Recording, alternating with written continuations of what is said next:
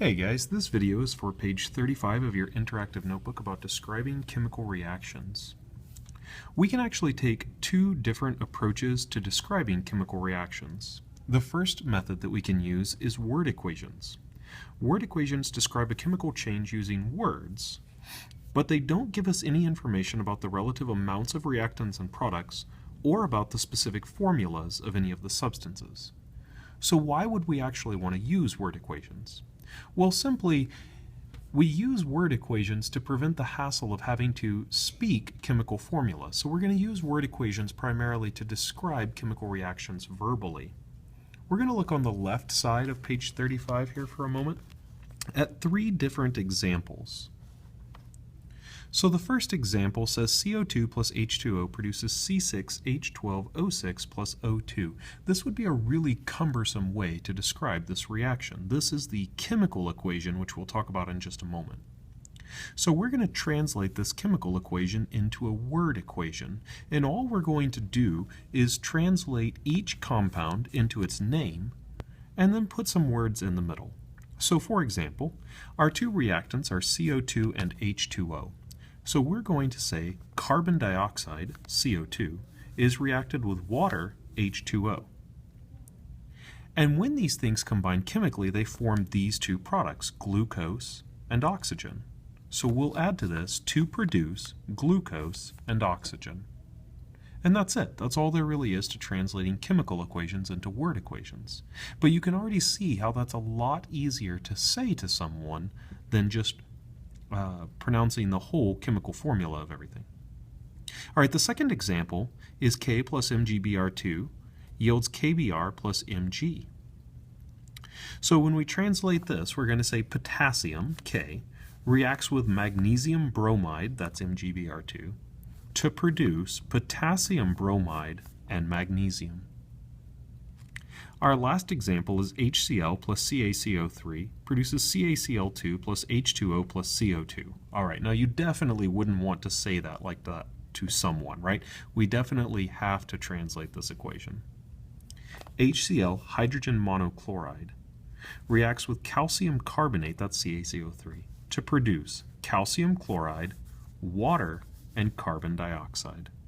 One little caveat here, HCl is actually hydrochloric acid. We would never really call it hydrogen monochloride, but that's the way that we know how to name it for right now. When we talk about acids later in the year, we'll change that. So let's talk about chemical equations then, which are the second way to describe chemical reactions. A chemical equation describes a chemical change using chemical formulas instead of words. So we're going to represent the actual chemical formulas of each substance, and we're also going to indicate the state of matter of each substance. That's going to either be solid, liquid, or gas, the three main states of matter that we talked about earlier this year, or we might denote that a reactant or product is in an aqueous solution, which means that it's dissolved in water. When we talk about some of the different reaction types, this is going to be a very important state. Remember that reactants are substances that are undergoing a chemical change, and so they're placed on the left side of an equation. And products are new substances that are formed in a chemical change, so they're placed on the right side. An arrow is placed in between the two that reads yields and always points toward the product. And finally, we can represent the relative molar amounts of each substance by balancing the chemical equation, and we're going to talk about balancing later. So moving back to the left side of your notebook, we're going to look at examples 4, 5, and 6. This time, given a word equation, we're going to write a chemical equation. So for example, we'll start with number 4.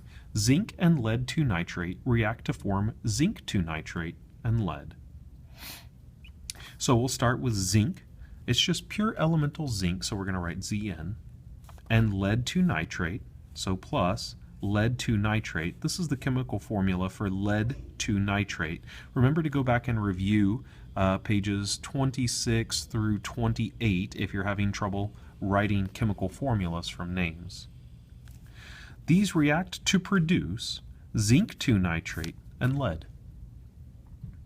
Now notice that these chemical reactions, well actually this one is, but most of these that we're going to talk about for now will not be balanced yet. It will be important that we balance them later, but right now we're not going to worry about that since we haven't yet discussed it. Number 5, aluminum bromide and chlorine gas react to form aluminum chloride and bromine gas. So this is aluminum bromide, AlBr3, reacts with chlorine gas. Remember that chlorine is one of the atoms, or one of the elements that is diatomic. So when it exists in its pure elemental state, it'll be Cl2. React to form aluminum chloride, AlCl3, and bromine, another diatomic element, so Br2. Lastly, number 6, sodium phosphate, Na3PO4, and calcium chloride, CaCl2, react to form calcium phosphate, Ca3PO42, and sodium chloride, NaCl. If you've got this down, go ahead and practice by completing the Translating Word in Chemical Equations practice worksheet. Glue that into the left side of page 35, and that'll be it for describing chemical reactions.